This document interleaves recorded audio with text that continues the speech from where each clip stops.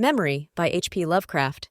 In the valley of Nis, the accursed waning moon shines thinly, tearing a path for its light with feeble horns through the lethal foliage of a great upas tree.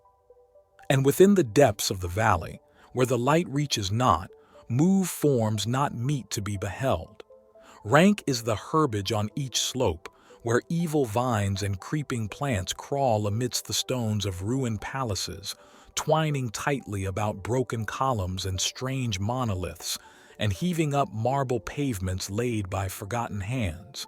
And in trees that grow gigantic in crumbling courtyards leap little apes, while in and out of deep treasure vaults writhe poison serpents and scaly things without a name.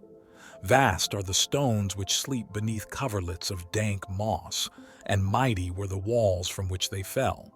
For all time did their builders erect them, and in sooth they yet serve nobly, for beneath them the gray toad makes his habitation. At the very bottom of the valley lies the river Than, whose waters are slimy and filled with weeds.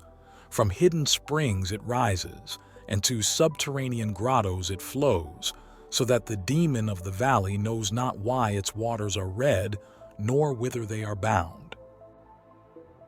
The genie that haunts the moonbeam spake to the demon of the valley, saying, I am old and forget much. Tell me the deeds and aspect and name of them who built these things of stone. And the demon replied, I am memory, and am wise in lore of the past, but I too am old. These beings were like the waters of the river then, not to be understood.